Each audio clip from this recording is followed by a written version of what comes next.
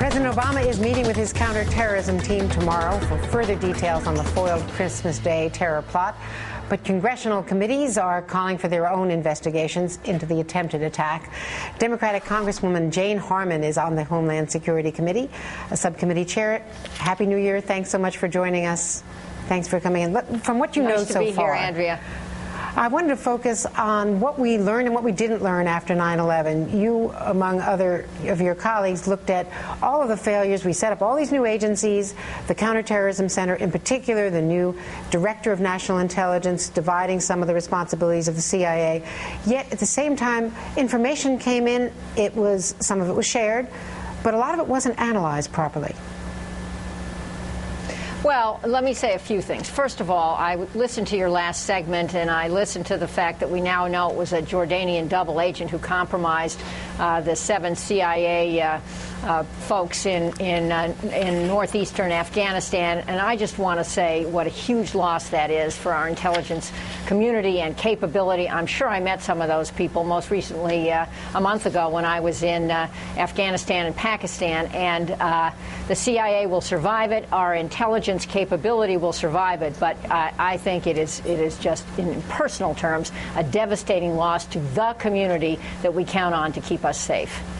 As far as the 2004 Intelligence Act goes, I was one of the co-authors along with Senators Lieberman, Collins, and Congressman Hoekstra, and I think it has worked to some extent. The goal was to break down stovepipes, these separated intelligence agencies, and force them to share information. The sharing is happening. You are right that in this case, in the Christmas bomber plot case, there were analytical failures, there were technological failures, both human and systemic failures, and I applaud President Obama for admitting mistakes and saying we're going to learn from them. That is a refreshing change from his predecessor. But nonetheless, the act gives the basic framework. Now we need more aggressive leadership and focus. There's a lot of information in the system.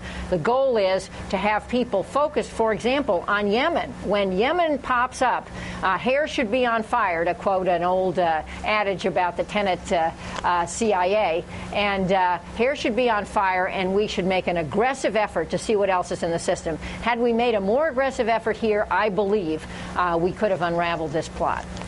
Well, in fact, Yemen has been a problem since before the Cole bombing, but certainly since the Cole bombing in October of 2000. What is going on in Yemen right now? What do we need to know about Yemen, and why should they have been more alert to problems in Yemen? Well, we are alert to problems in Yemen, not only the Obama administration, but the Congress. I have asked, and I have been briefed regularly on Yemen on a classified basis over the last year or so. It is very clear to me, as I've stated, that Yemen is the next Fatah. It's the next equivalent of the tribal areas in Pakistan, and we've all been worried that as we clamp down on senior al-Qaeda leadership there was a danger that some of them, or at least some of their ability, could morph on over to Yemen. That is happening. It is a more active place for al-Qaeda. Al-Qaeda in the Arabian Peninsula is directly connected to al-Qaeda in the Fatah, as John Brennan said on many talk shows yesterday. So there is a focus on Yemen. The problem is that there is a long-time government that does not have enormous capability. I don't know that Yemen is a failed state, but it is a failing state.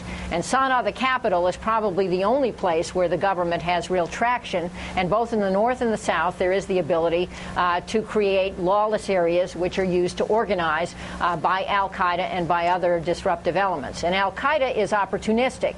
It forms alliances with others. There is conversation that this fellow, al-Awlaki, who was someone that Hassan, the fellow who blew up many people in Fort Hood in Texas, talked to and was allegedly radicalized by, has now affiliated with al-Qaeda and may have been involved in this plot as well. He appears not to have been killed in last week's bombing effort by the Yemeni government, aided by the U.S. government. So there are huge problems there, huge opportunities for bad guys. But Yemen is not the only bad place either. The north of Africa has seen other attacks. There is the possibility that failing states anywhere on the planet can be used as the next organizing base for al-Qaeda and al-Qaeda affiliates. Congresswoman Harman, in fact, al-Awlaki was mentioned, is written in the book, the big 900-page report that Congress issued in 2003, post 9/11, as a result of its investigations. He was the imam in San Diego who counseled two of the 9/11 hijackers, then moved to Virginia and hooked up, as you point out, with the Fort Hood suspect, and then went on to Yemen. So these are not new issues. They're not new issues, and they're not new to Congress, and they're not new either to the Bush administration or the Obama administration. Let me just say that playing the blame game and figuring out what agency should have done more, my answer is all of them, and whether Congress should have done more, yes, we should, is not productive. Solving the problem is productive. Partisanship has no place in this.